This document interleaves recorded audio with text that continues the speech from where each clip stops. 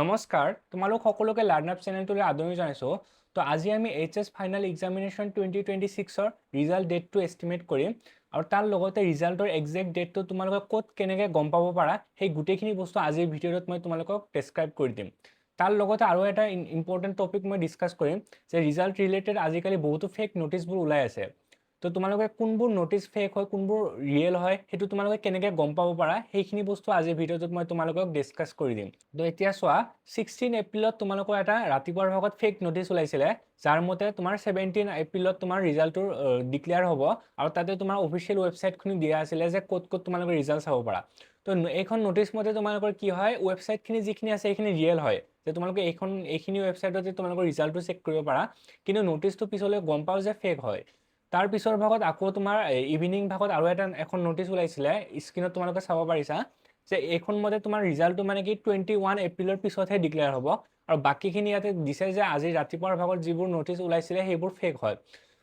Then কি হৈছে ৰাতিৰ ভাগত মানে এডুকেশ্যন মিনিষ্টাৰে এইটো কনফাৰ্মেশ্যনটো দিছিলে যে এই গোটেইখিনি ৰিউমাৰ্ছ হয় আৰু কি ৰিজাল্টটো কাইলৈ ডিক্লেয়াৰ নহয়। তো একচুৱেলি আমি নটিচ এখন চালে আমি কেনেকৈ গম পাব পাৰোঁ যে এইটো ৰিয়েল হয় নে ফেক হয়। তো বহুতৰে তোমালোকে জাষ্ট এতিয়া এইচএছ এক্সামিনেশ্যন দিছা তো গম নোপোৱা এই কথাটো যে ৰিজাল্টৰ ৰিগাৰ্ডিং যিটো নটিচ হয় এনেকৈ নোলায়, এনেকৈ পাব্লিছ নহয়। কেনেকৈ ওলায় প্ৰথমতে তুমি চোৱা এডুকেশ্যন মিনিষ্টাৰ CM বা তোমাৰ বৰ্ডৰ ডাইৰেক্টৰ মানে কোন হয় তোমাৰ যিটো তোমাৰ হায়াৰ ছেকেণ্ডেৰী বৰ্ড হয় SF বৰ্ডৰ ডাইৰেক্টৰ কোনোবা এজনে প্ৰথমতে ৰিজাল্ট ডেটটো এনাউন্স কৰিব লাগিব যে ৰিজাল্টটো অমুক তাৰিখে দিব। দেন ৰিজাল্টৰ এদিন বা দুদিন আগতে মানে এটা অফিচিয়েল নটিচ ওলাব। অফিচিয়েল নটিচখনত মানে কি তোমাৰ ৰিজাল্টটো ক'ত ক'ত চাব পাৰিবা ৱেবছাইটখিনি মেনশ্যন থাকিব, কেইটা বজাৰ পৰা ৰিজাল্ট ডেট মানে এনাউন্স হ'ব মানে ষ্টাৰ্ট হ'ব ৰিজাল্টটো তোমালোকে পাবা, সেই গোটেইখিনি বস্তু সেই নটিচখনত মেনশ্যন থাকিব। তো প্ৰথমতে তোমাৰ কোনোবা এজনে এনাউন্স কৰিব লাগিব ৰিজাল্ট ডেটটো, তাৰপিছতহে তোমালোকৰ অফিচিয়েল নটিচখন ওলায়। তাৰ আগত কোনো এনেকুৱা ধৰণৰ নটিচ নোলায় যে তোমাৰ ইমান তাৰিখৰ আগত ৰিজাল্ট দিব বা ইমান তাৰিখৰ পিছত ৰিজাল্ট দিব। তো তেনেকৈ যদি যিমান নটিচবোৰ ওলায় সেইবোৰ তুমি ভাবি লোৱা যে ফেক হয়। আজি বা কালিও যদি কোনোবা এখন নটিচ ওলায় তো তোমালোকে নটিচখন পঢ়াৰ আগতে তোমালোকে এইটো ভাবি লোৱা যে এইটো ফেক নটিচ হয়।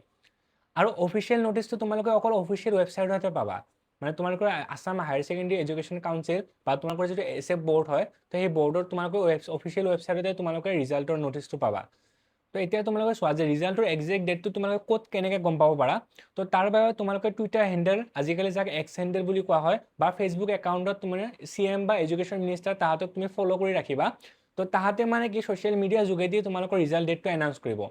কিন্তু বিগত কেইটামান বছৰত মানে এনেকুৱা দেখা গৈছিলে যে তেওঁলোকে কেতিয়াবা কনফাৰেন্স বা কোনোবা এখন মিটিং এটেণ্ড কৰিব যায় তো তাতে জাৰ্ণালিষ্ট বা অডিয়েঞ্চবোৰে তেনেকুৱা ধৰণৰ কুৱেশ্যন সোধে যে তোমাৰ HSLC ৰিজাল্ট কেতিয়া দিব, HSৰ ৰিজাল্ট কেতিয়া দিব, পুলিচৰ ভেকেঞ্চি কেতিয়া ওলাব। তো তাতেও তেওঁলোকে বহুতবাৰ মানে কি ৰিজাল্ট ডেটটো এনেকৈ এনাউন্স কৰিছে। তো তোমালোকে তেনেকৈও তোমালোকৰ ৰিজাল্ট ডেটটো তোমালোকে গম পাব পাৰা যে নিউজ বা তোমালোকে তেনেকৈ চাই থাকিবা। কিন্তু তোমালোকে বহুতে মানে কি কৰে ইউটিউবত সেই বস্তুটো চাৰ্চ কৰে যে HS ৰিজাল্ট 2026 কেতিয়া দিব মোক, কিন্তু ইউটিউব ভিডিঅ'বোৰত তোমালোকে এইবোৰ বস্তু তোমালোকে একজেক্ট ডেটটো তোমালোকে ক'তো তোমালোকে নোপোৱা।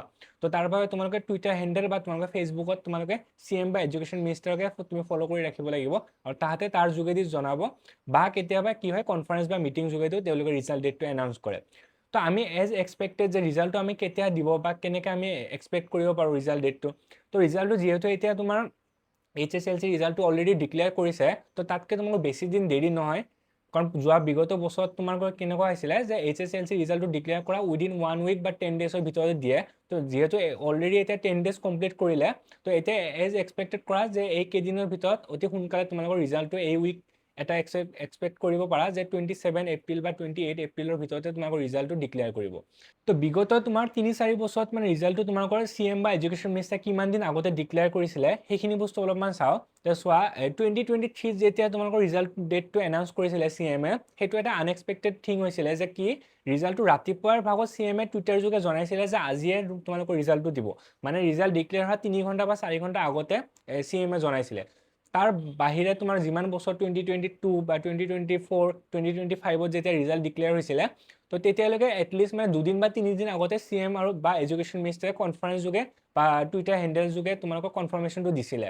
তো এইবাৰো সেইটো এক্সপেক্ট কৰি ৰাখা যে এটলিষ্ট তোমাৰ 3 দিন 4 দিন আগতে তোমালোকৰ ৰিজাল্ট ডেটটো তেওঁলোকে এনাউন্স কৰি দিব। তো সেইকাৰণে কৈছোঁ যে ৰিজাল্টটো তোমালোকে এক্সপেক্ট কৰি ৰাখা যে এই মাহতে দিব। তো এতিয়া তোমাৰ আজিৰ ভিডিঅ'টোত মই এইখিনিয়ে কৈ এৰিলোঁ, আৰু যদি ৰিজাল্ট ৰিলেটেড যিখিনি নটিচ অফিচিয়েল নটিচ বা তোমাৰ কিবা যদি কনফাৰ্মেশ্যন আহে দেন মই তোমালোকক এই চেনেলটোৰ মাধ্যমেৰে জনাম। দেন সেইকাৰণে তোমালোকে চেনেলটো ছাবস্ক্ৰাইব কৰি ৰাখিবা। ভিডিঅ'টো ভাল লাগিছে যদি লাইক কৰিবা আৰু তোমাৰ বন্ধু বান্ধৱীসকলৰ লগত শ্বেয়াৰ কৰিবা। এইখিনি কৈ সামৰিলোঁ, ধন্যবাদ।